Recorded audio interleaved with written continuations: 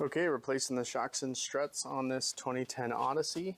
Start with the rear shocks. They make it really easy on us. First thing we do is jack it up, put it on jack stands like your life depends on it. But they make it really easy here. Once it's jacked up, these are two 14mm bolts here. And there's one 17mm bolt down at the bottom, right down there. Once all those bolts are out, it just kind of comes out. Mine took a little bit of motivation, nothing crazy, just a little small pry bar, and just kind of pry it on the top to get it off the top stud, and on the bottom get it off. It probably would be easier with the wheel off, but we're cheating today. So there's that one out. One tip is to keep the strap on while you're putting it back in, because it's going to keep it compressed and make it easier for you as we go back in here, and then we can cut it. Get the new one wiggled in, and we're just going to kind of wiggle it on the stud there. Remember how this washer goes. And then we're going to cut the strap and move to the other side and guide it as it comes up slowly. Okay, so I'm going to get this strap off, and then it's going to come up slow, but it is harder to get back down once it comes up. So it's coming up now. And we're just going to try and guide it onto this stud. It actually seems like it doesn't want to reach. It wasn't quite reaching, but I just kind of lowered the jack slowly, and now we're right there. And we're on, and it looks like I'll probably have to push this down to get this bolt in, and bolt it back up.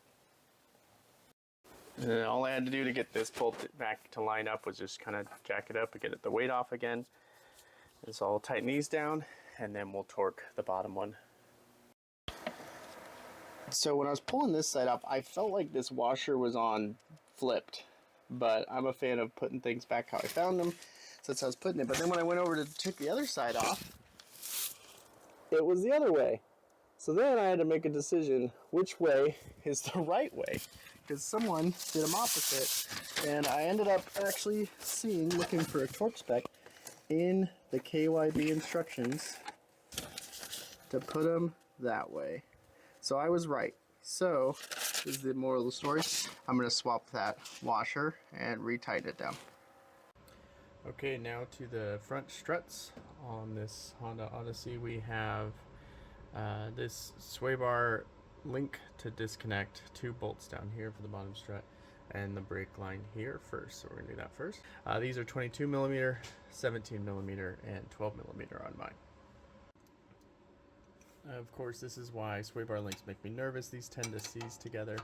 After I cleared out all the dirt and gunk, it is in fact actually a 6mm Allen that's inside here.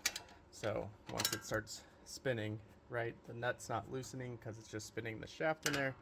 Then we got to get this 6 in there and just work against it. And a good tip too, instead of just grinding through all the rust and grime that's on there, is actually work it back a bit, probably half turn to a full turn, just to kind of let some of that out, and then start working on it again. My ratchet's stuck. There we go.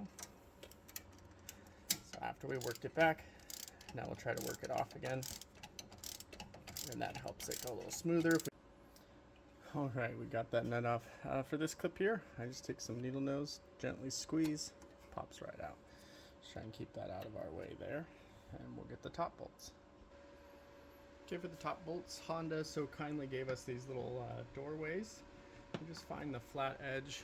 There should be one edge that's a little flat right there, and you just pry up there, and those give you access to all 3 strut bolts. And it's just a 14mm. I do have it on a wobbly extension just because the holes don't line up perfect. That just gives us just enough play to loosen these.